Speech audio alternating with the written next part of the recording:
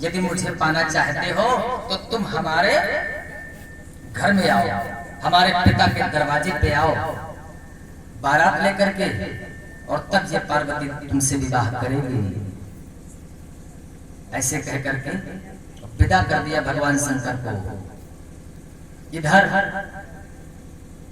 संदेश पहुंचा राजा हिमांचल के पास। राजा हिमांचल समय को जान करके और गए और स्वागत के सहित अपनी बेटी पार्वती को घर वापस लाए और विवाह की तैयारी होने लगी। इधर भी हिमांचल के वहां विवाह की तैयारी होती है और उधर भोलेनाथ के वहां कैलाश पर्वत पर तैयारी होती है। भगवान शंकर को सभी सजाते हैं दूल्हे के रूप में, लेकिन भैया कैलाश पर्वत पर कोई स्त्री तो थी नहीं, कोई नारी तो थी नहीं।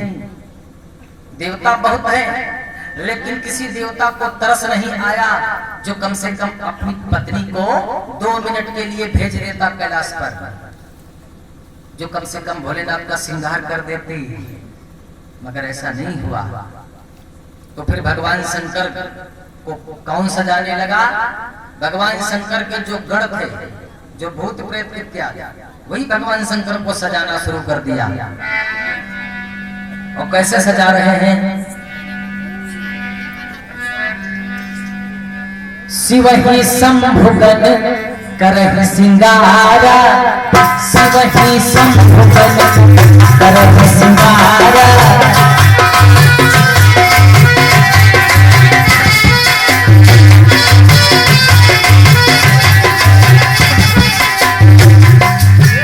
शिव ही शंभुगन करहि सिंगारा, शिव ही शंभुगन करहि सिंगारा। जटा मुकुट अहि मोर संवारा, जटा मुकुट अहि मोर संवारा।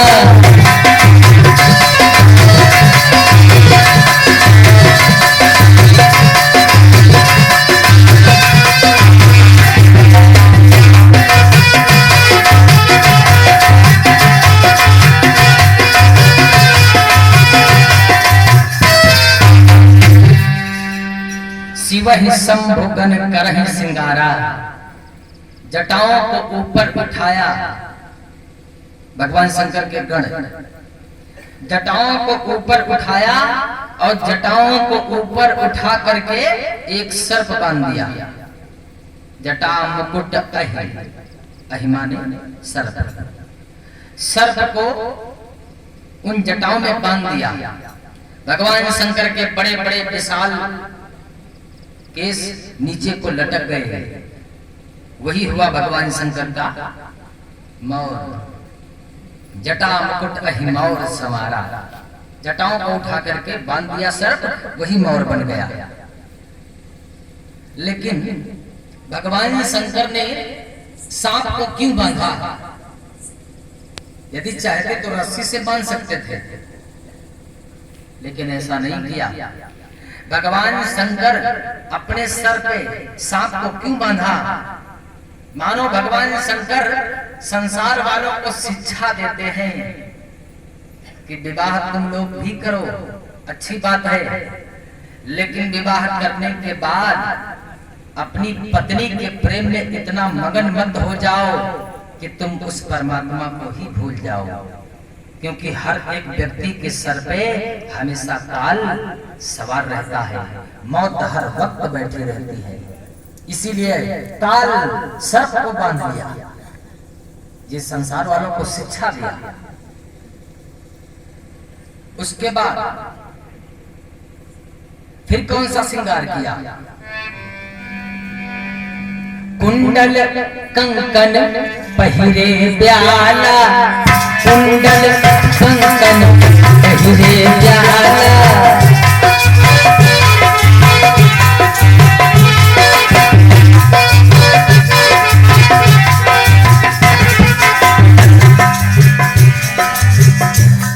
कुंडल कंकन पहिरे जाला, कुंडल कंकन पहिरे जाला, तन विभूति पट के हर छाला, तन विभूति पट के हर छाला।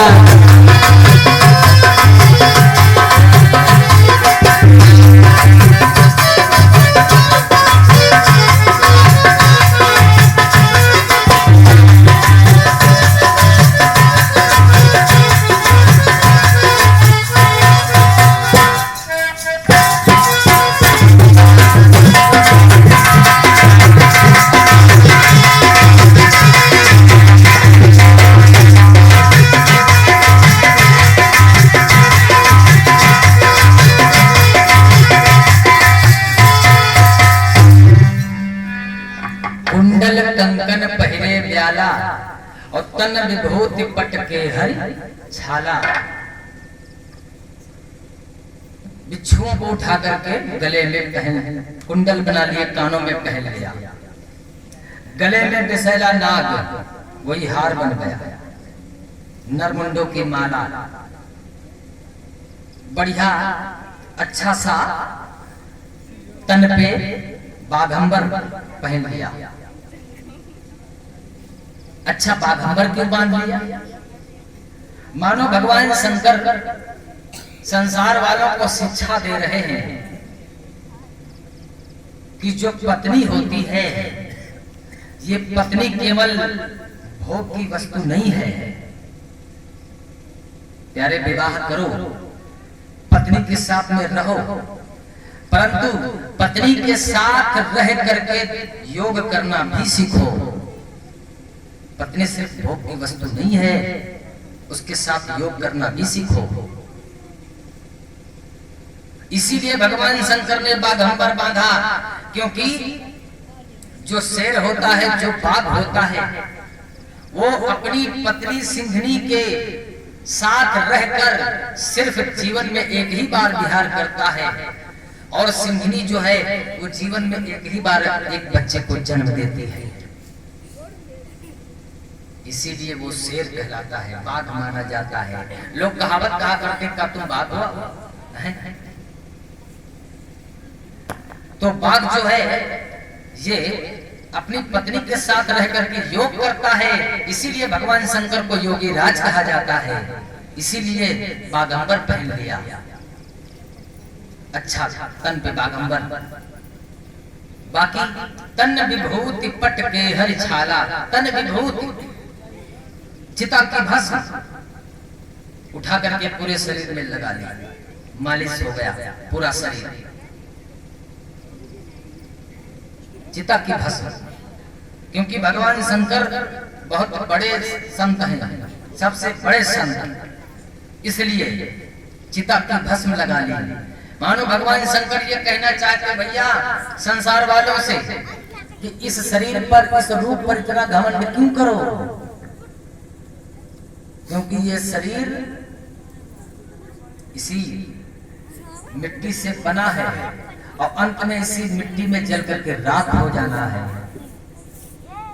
इसीलिए भगवान शंकर क्रीम पाउडर नहीं लगाए, चिता की भस्म लगाए, और चिता की भस्म लगा करके सुंदर श्रृंगार करके मस्तक पे चंद्रमा, एक हाथ में त्रिशूल, एक हाथ में डमरू, बूढ़े बैल पर सवार होकर के जाते हैं। कर त्रिशूल अरु डमरू बिराजा, कर त्रिशूल अरु डमरू बिराजा,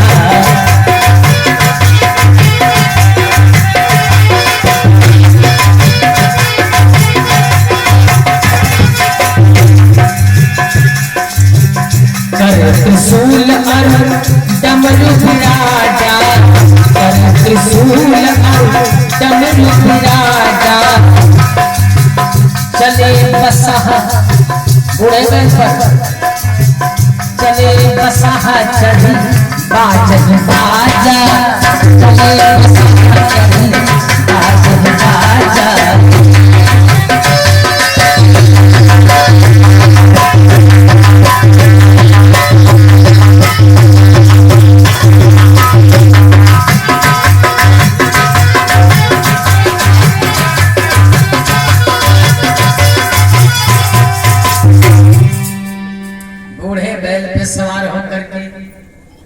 सुंदर अपने भूत प्रेत जैसे बारातियों को साथ में लेकर के और भगवान शंकर जाते हैं आज हिमाचल नगर को। आज भैया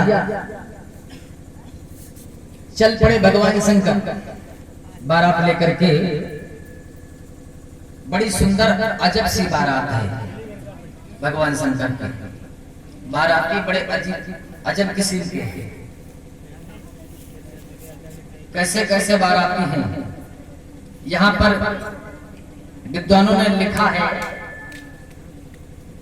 कि कैसे कैसे बाराती थे।